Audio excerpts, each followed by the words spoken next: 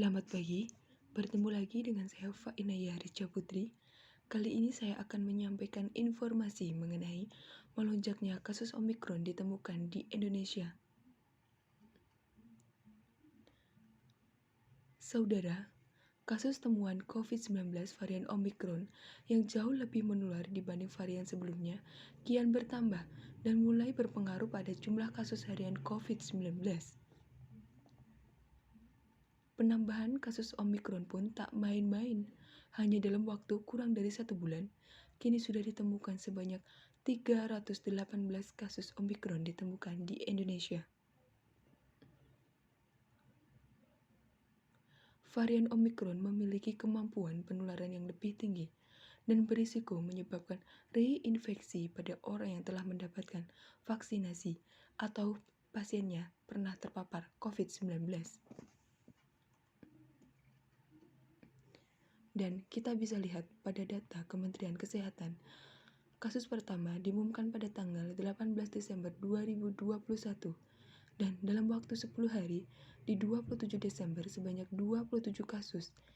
Dari awal tahun 2022 pada tanggal 1 Januari melonjak drastis sebanyak 68 kasus.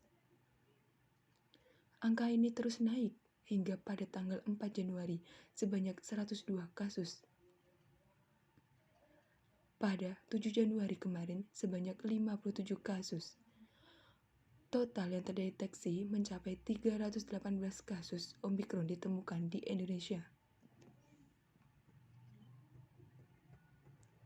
Dan kita lihat juga data dari 318 kasus Omikron yang terdeteksi ini sebanyak 295 pelaku perjalanan internasional.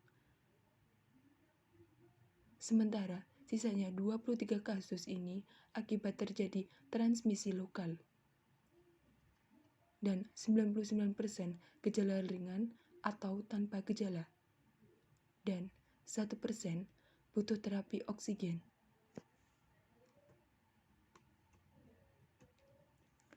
Yang kini harus menjadi perhatian bersama bagaimana kasus transmisi lokal tanpa upaya 3T, testing, tracing, dan treatment yang optimal penyebaran Omikron terus bertambah. Dan terkait kasus transmisi lokal ini bisa jadi ancaman gelombang COVID-19 berikutnya, apalagi jika tidak terdeteksi. Saudara, ada beberapa hal yang harus Anda ketahui terkait varian Omikron COVID-19, terutama dampaknya pada tubuh kita. Gejala penderita COVID-19 varian Omikron pada umumnya sama seperti varian Delta dan varian sebelumnya.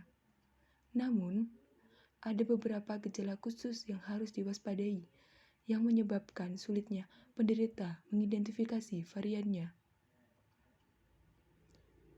Tentu, kita harus waspada. Penyebaran varian Omikron harus diantisipasi dengan beragam cara, pengawasan, dan kedisiplinan protokol kesehatan, serta mengurangi mobilitas bisa menjadi salah satu cara menekan virus baru COVID-19.